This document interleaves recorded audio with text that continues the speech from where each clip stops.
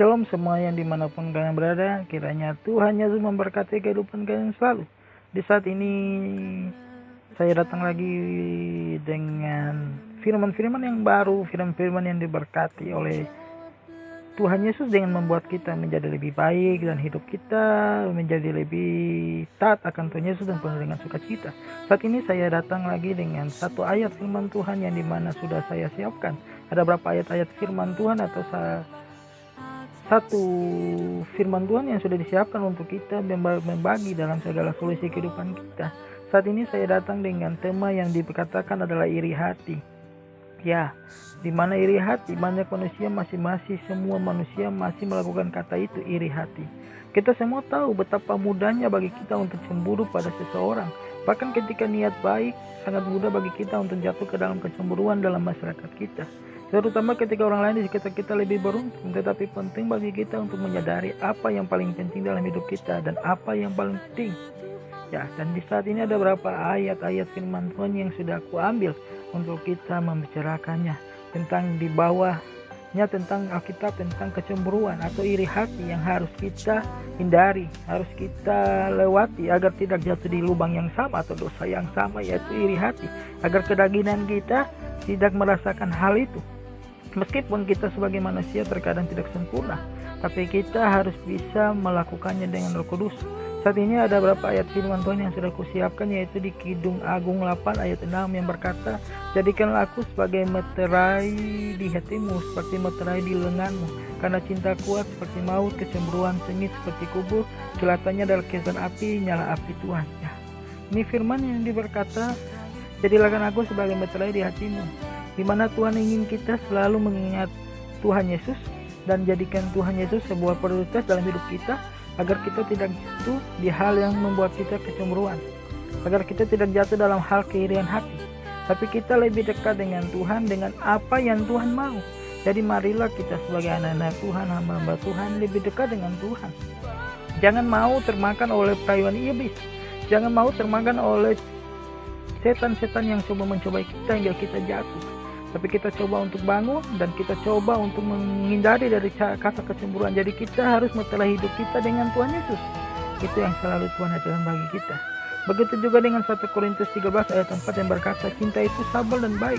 Cinta itu tidak iri atau sombong. Itu bukan arogan, ya benar." Karena cinta dan kasihan Tuhan Yesus berikan bagi kita adalah cinta yang tulus.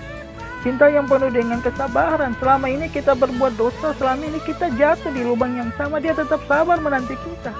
Lah kita sebagai anak-anaknya, hambanya juga, harus bisa mencintai seseorang dengan sabar dan baik hati. Jangan pernah kita mau iri, jangan pernah kita mau sombong, karena kesombongan itu yang membuat kita jatuh dan arogan.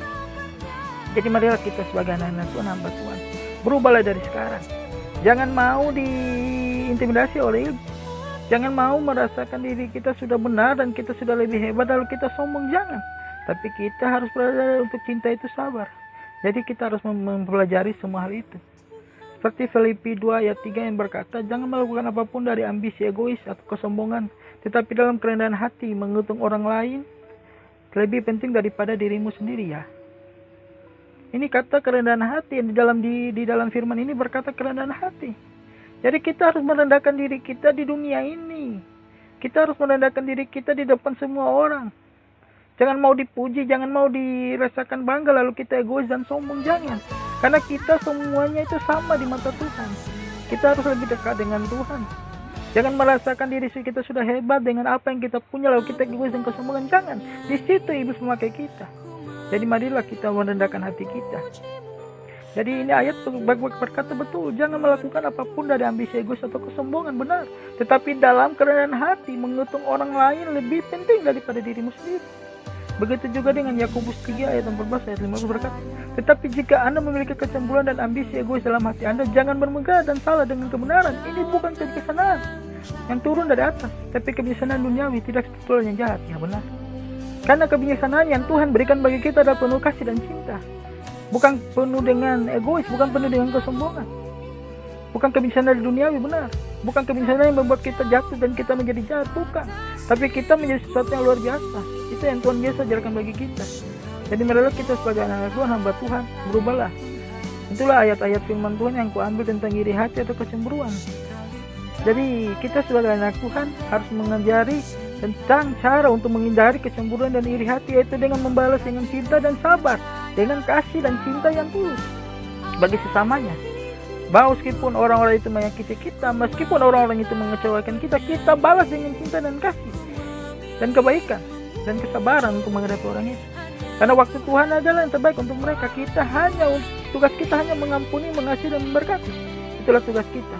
Begitu juga dengan Mazmur 37 ayat 1 ayat 3 yang berkata, jangan khawatirkan diri sendiri karena pelaku kejahatan. Jangan iri dengan orang yang berbuat salah, sebab mereka akan segera layu seperti rumput dan layu seperti tumbuh-tumbuhan hijau. Percayalah kepada Tuhan dan berbuat baik, tinggal di tanah dan bertenang dengan kesetiaan. Ya benar. Jadi marilah kita jangan khawatir. Jangan kita pernah bimbang karena kita punya Tuhan, Yesus yang menjaga melindungi kita. Jadi marilah kita sebagai anak Tuhan berubah dengan kata, menghindari kata kecemburuan dan juga iri hati. Itulah firman-firman Tuhan yang bisa kubawakan, kiranya menjadi berkat dan solusi bagi kehidupan kita. Kiranya kalau ada kesalahan dalam kata-kata atau apapun, aku minta maaf, karena kita sebagai manusia tidak ada yang sempurna. Tuhan Yesus memberkati kalian semua. Kiranya kalian terus mendukung channel ini, terus mendukung channel ini dengan cara like, notifikasi loncengnya, juga subscribe dan juga bagikan bagi teman-teman kalian agar firman ini berkembang dan menjadi solusi untuk kehidupan kita masing-masing, dan diberkatilah kehidupan kita semua dari firman ini. Kiranya Tuhan memberkati. Shalom.